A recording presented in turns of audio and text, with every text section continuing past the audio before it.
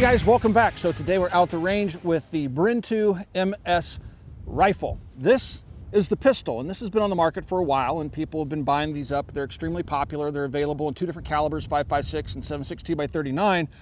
But people have been waiting patiently for the rifle version, and that rifle version is here finally after much anticipation. So today's video will be about the rifle version of the Bren 2 MS.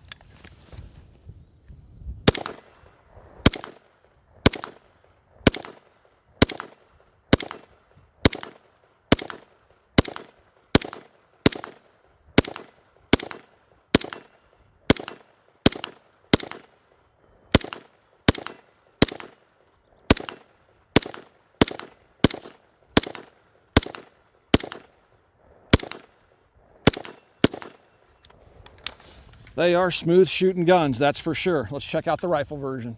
We'd like to thank our friends over at Big Daddy Unlimited for helping to make today's video possible. If you guys would like to do us a solid, just swing by the Big Daddy Unlimited website and sign up for 99 cents for the first month and just check out the service that they provide. They're kind of the Sam's Club of the online gun world. So again, please swing by Big Daddy Unlimited and check it out for just 99 cents. That helps us out, keeping the channel flowing, and it gives you an opportunity to pick up some good deals. Before the Bren 2 MS, there was the Bren 805, which I have here in flat dark earth.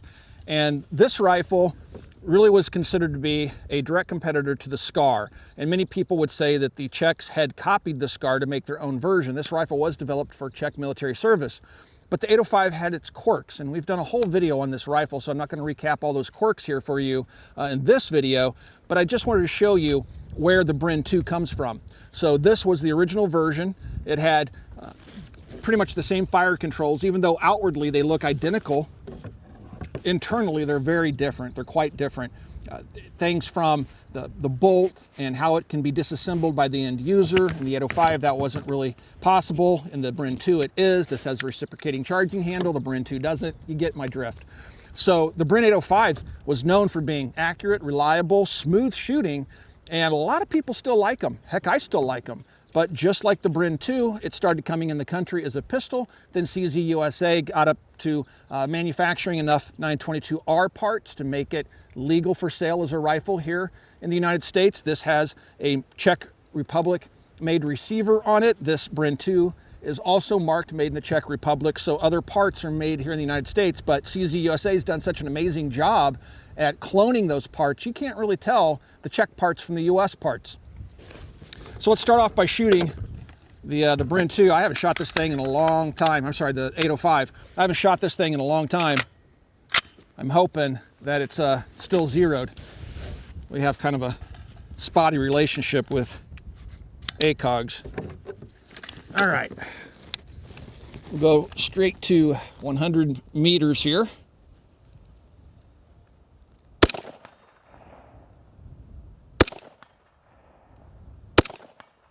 Yeah, she's still zeroed.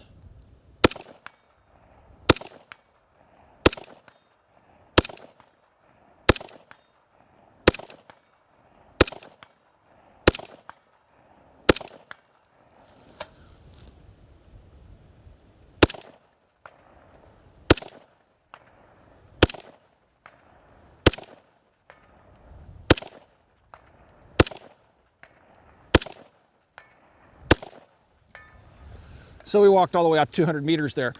Very, very smooth shooting rifle. I mean, what I always liked about the 805 is it feels like the bolt is on ball bearings. It's just really, really slick. And that trait has transferred over to the Bren 2 MS. So let's take a look at the replacement for this rifle and talk about some of its unique features. Well, they're not really unique, but the new features versus the 805. The rifle version is, in essence, a larger version of the pistol that's been coming into the country for a while. But one of the first things that we noticed when we started looking over the new Bren Carbine, they call it a carbine, so you may hear me either refer to it as a carbine or a rifle in this video. But one thing that we noticed right away was how thick the barrel profile was on the pistols. And that's true of all the pistols. It's a much lighter profile barrel than what we're going to find on the new rifle. Now, looking inside the handguard, we see a slight step up I mean, ever so slight by the gas block, but for the most part, this barrel's the same thickness all the way back to the receiver. So it's more or less a heavy barrel version, and it looks like that. The other thing that I noticed when I took this one out of the box, for whatever reason, all this looked really good to me, but it just really started getting uglier the further I went out on the barrel. So with this M-LOK rail system, you know, of course, this isn't in a configuration that any military has adopted. So there have been a couple of countries that have already adopted the Bren 2 as a military service rifle, but this handguard is definitely something made for the American market. But it just looks, I don't know, plain. And then you get out here with this heavy barrel and they stuck with this muzzle brake. And that's what they did with the 805 as well. The 805, people were paying an outrageous amount of money to get a proper 805 muzzle device and original barrels for SBR projects, which I did myself. I did an SBR version of it many years ago. But it still has this goofy muzzle brake. For whatever reason, they won't clone the military flash hider. And the flash hider looks a lot better, in my opinion, than this brake. But it's an effective brake, so the gun shoots really, really soft, but it's also a 7.3 pound-ish rifle, so 5.56 doesn't generate a whole lot of recoil anyway. So I thought that was really interesting that they went with a heavy barrel, and once again, we get this ugly muzzle device that we all were going to try to replace with an original military version, which probably won't be sold, and we'll wind up putting something else completely different on here. Now, I did leave my original 805 with its muzzle device, but you will also notice that the original 805 has that light profile barrel as well. So I'm not sure what they were going for there. Perhaps they want barrel rigidity for accuracy. Okay, I haven't really noticed this gun's any more accurate than my 805. Perhaps if you're going to shoot a lot, like in a class, you might retain accuracy longer with the heavier barrel, but I don't really see people using them a whole lot in that capacity. I don't know, I could be all wrong, but it's just interesting to note. So all the features, we've done a video on the pistol, all the features are the same. We'll break it down for you, field strip it, show you how that's done as a reminder, kind of a refresher, but the gun has ambi controls. Here we have a kind of an abbreviated selector switch over here on the right-hand side, and it's actually the same size, looks kind of abbreviated over here on the left-hand side as well. So the selectors are the same on both sides. While we have it on the left side, we have our bolt release, bolt hold, and then we have our magazine release here, ambi mag release. Over here we have our mag release, and then inside the trigger guard, we have, if we push up on this, we can lock the bolt to the rear. If we push down on it, we can charge the weapon. So that can be done from either side, from inside the trigger guard by the operator. It has a stock that looks just like the military stock that folds and latches over a little hook on the ejection port buffer. And we'll show you how to take the gun apart here shortly. But it has a little riser on it if you want to use it. It's also adjustable. If you pinch back here, you can adjust the length of pull. That's fully collapsed, fully extended. So it gives you pretty much a length of pull that'll work for probably most everybody. And we still have that grip that looks like it's pretty much taken right off the 805, which there are back straps available for the 805. I don't know, I was on the CZ website looking for the Bren 2 back straps. I do think they're available. I know the 805s were, but if they're not, they will be soon. So you can get thicker back straps and stuff, but you can't put your own AR-15 style grip on the gun still. All right, so the other interesting piece is we have the non-reciprocating charging handle, but when you're operating the bolt with the charging handle, it will stay attached until you fire it, and then the bolt will move back independently and leaving the charging handle forward, so you can fire it with your thumb like this. But when you're doing it manually, it locks itself to the bolt so that you can use it as a forward assist should a round not go into chamber. We're using the SureFeed magazines, and loaded is some Federal 223. We want to thank our friends at Federal for sending this ammunition. They supply the ammunition to the channel, and yeah. All right, so let's go ahead and charge this bad boy up and do a little shooting with it. On top, I have an aim point patrol optic. Let's start off walking it straight out to 200 meters.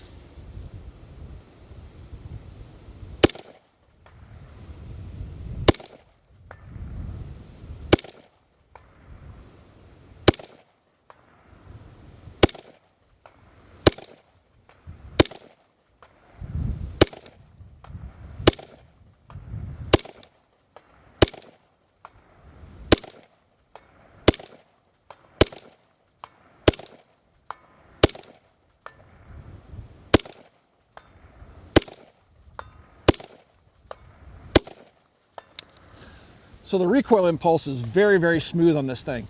You'll also notice that there's a big change in the trigger from the 805 to the Bren 2, and this is a polymer, very wide shoed trigger.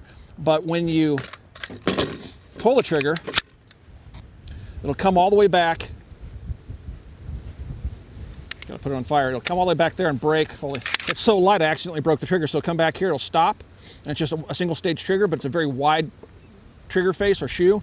But you'll pull back, hit right there, it'll break, over travel a little bit, but it has an extremely light trigger pull. I'm gonna say it's about a 4.5 pound trigger pull. We'll throw a trigger pull gauge on there and see what it actually measures at. But it's a very light, crisp trigger, and actually outstanding trigger for target shooting, a little bit light for a defensive rifle. You might touch a round off when you don't really want to under a high stress situation.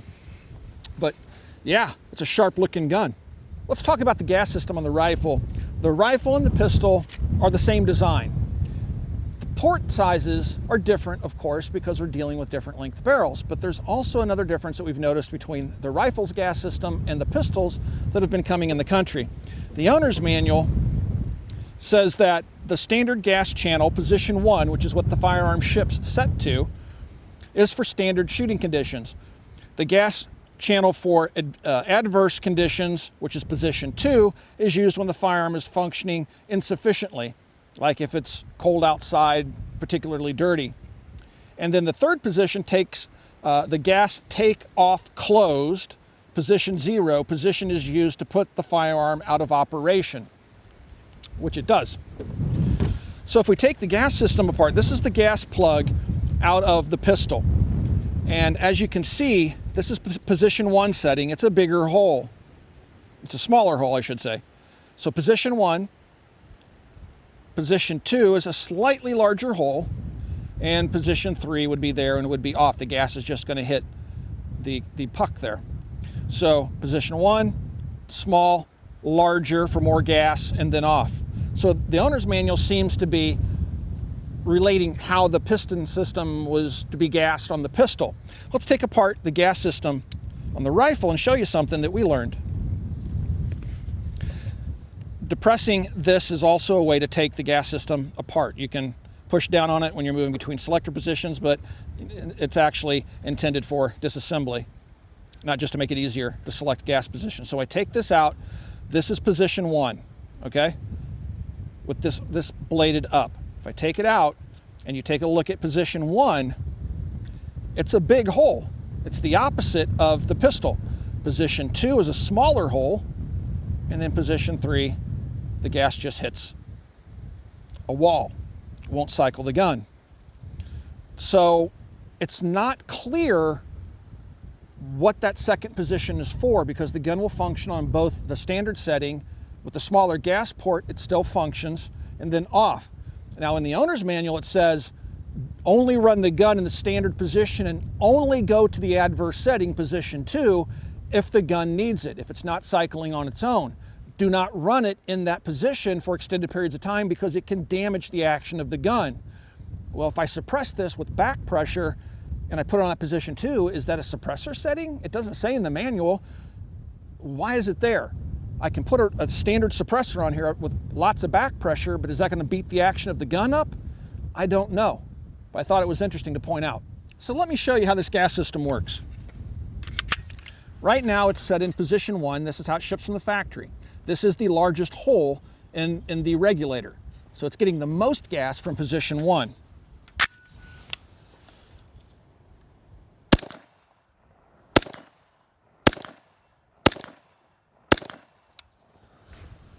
Doesn't feel particularly overgassed. It's a nice gentle recoil impulse. I can feel the bolt bottoming out.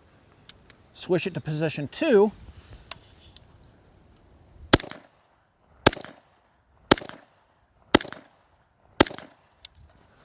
Definitely a slightly more muted recoil impulse, but it still cycles just fine. And then of course position 3 does shut the gas system off.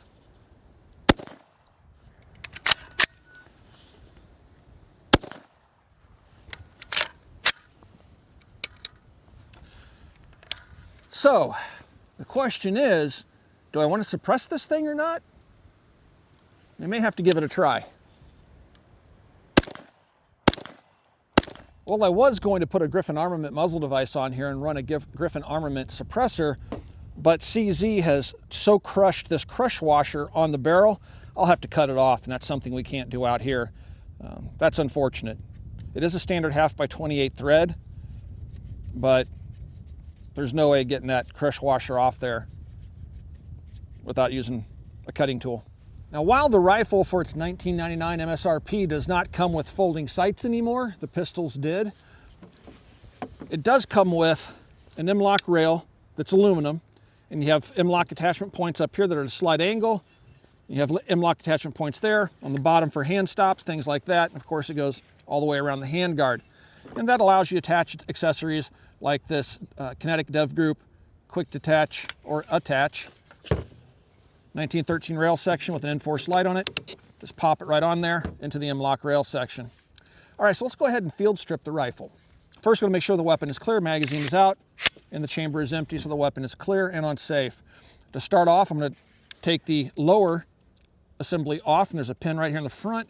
Just push on that pin until it pops out on the other side. It is captive, and once you have that out, you just kind of pull down, and your trigger mechanism will come off the gun. Now, if you look inside here, you'll notice there's a sleeve inside the magazine well. That's because it's just like its pistol counterpart, and it is convertible to 7.62x39. So at some point, hopefully, CZ USA will offer these in 7.62x39 as well. And then you can see your trigger mechanism inside there.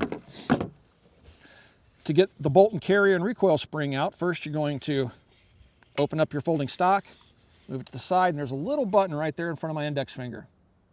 You're going to push that button, which is going to push back on the recoil spring, and it's going to allow that stock assembly to pop right out of there. Then your recoil spring and guide rod will fall right out. Now, to get the bolt out of here, if you pull back on the charging handle to pull the bolt out, it's not going to come out the rear because the charging handle has attached itself to the bolt carrier, so it can be used as a forward assist if you need it to be used in that way. So what you want to do is push your bolt all the way forward, hold your charging handle forward, and then push the bolt back with your index finger, which will make it come out of engagement with the charging handle, and then you can remove it from the receiver. This is one of the areas where the Bren 2 differs from the 805 considerably. This is user serviceable, meaning you can quickly take the bolt out of its carrier. There's a little pin back here, and this is a firing pin safety. And there's a little pin right above it. From the opposite side, I'm going to take the tip of a bullet and push that pin, and it will pop right out. I wish it were captive because it's so tiny, but it'll pop right out, and it can only go in from that direction. Next, I'm going to push down the back of the firing pin safety, and then the firing pin and spring will come out. Now we have a cam pin like an AR-15. I'm just going to pull that cam pin out. It's another tiny part, and then your bolt will come out of the carrier. You'll notice that it has an AR-15 style bolt, and the extractor is pretty much the same, and you can push that pin out and take the extractor and spring out if you'd like to. Put it back together, you just reverse the process naturally. Put your cam pin in there. Now you will want to line the firing pin up with the back of the bolt. It won't automatically find its home. So you're going to kind of make sure you can see it through the cam pin slot there. Once you make sure that you got it there, push it all the way in past its safety, and that will hold it in place. If you push on the back of the safety, the firing pin should fall forward like that. All right. Now you're going to put the pin in. It's going to hold, it's to retain that firing pin. Make sure that's flush, and everything seems to be working properly. All right, put it back together. The charging handle will, you can kind of see how it's popping up here in the slot. The charging handle will need to be pushed back a little bit so you can get it back into engagement with the bolt and carrier. So what I like to do is I hold the receiver down like this, because you want that bolt all the way forward, and then just set it in there and shake it around. Push your charging handle back, and it'll kind of pick up, and now the charging handle will have been attached itself. You just kind of wiggle it around, and now everything's back together. When you put your recoil spring and guide rod in, there's this little U-shaped cutout that should face upwards. that into the bolt.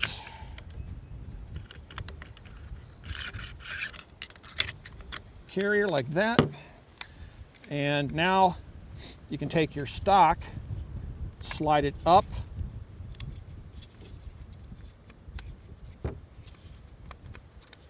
push in on that recoil spring with your index finger just a little bit, enough to give it a run at it, and now your stock is back on the weapon.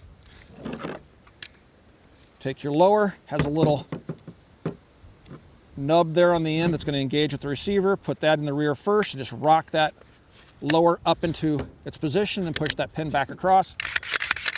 And now the weapon's back and ready to shoot. Pretty simple.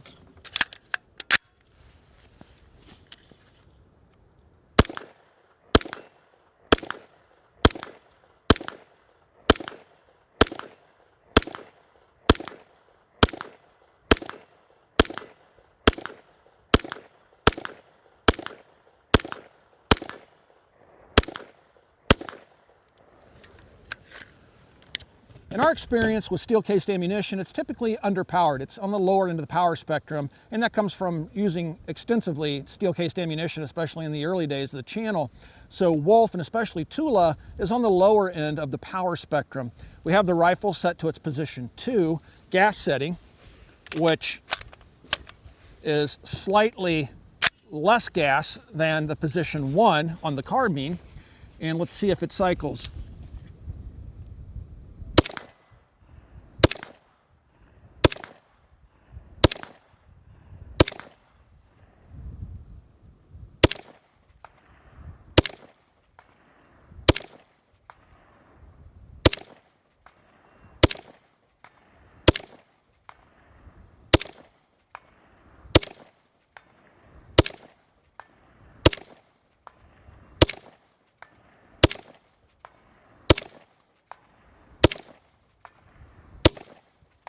And locks open, again on position 2. So yeah, I really like the way this thing shoots. Very, very smooth, extremely smooth. The charging handle on the Bren 2 is easily reversed by the end user during field maintenance. So let's show you how that's done. First, we'll make sure the weapon's clear. We'll do a quick disassembly of the gun.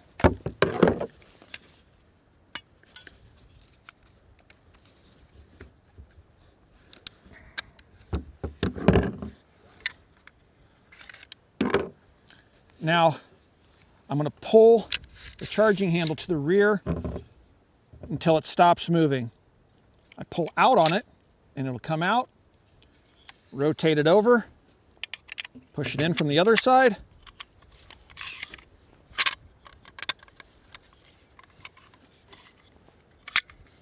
And put the gun back together. And now it will function on the other side of the weapon.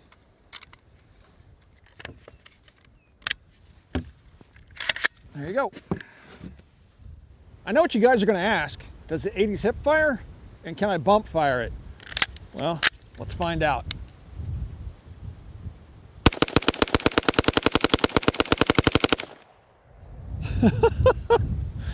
Is there a round in there? Oh, there are 2 left. But it does 80s hip fire, and I can bump fire it. That trigger measures right at like 3 pounds 12 ounces or 3 pounds 15 ounces. It's right at 4-pound trigger, so it's a pretty light trigger in this bad boy. One thing I didn't cover off on was the sling mounting points. So back on the rear of the receiver, you have a QD mount here, and then on the end of the stock, you have a QD mount, and that's true on both sides of the firearm. You don't have any QDs out here in the front, so you'll probably wind up having to pick up an M-LOK accessory to put a second mounting point up front. At $1,900 MSRP, can I say it's a good value? Well, that's subjective. How does it compare to the SCAR? Infinitely better than the SCAR. And again, I just don't see any reason to buy SCARs anymore unless you're just a collector and you want one in the collection. They've become ridiculously priced, and this thing is much more feature rich. It has a non-reciprocating charging handle. It's extremely robust. It's being adopted by militaries. It's a very nice rifle. Now, I was not all that impressed with it when I first took it out of the box, because from here out, I thought it was ugly as sin. The heavy profile barrel and the goofy muzzle device that was carried over from the 805, the muzzle device, I just thought, ick.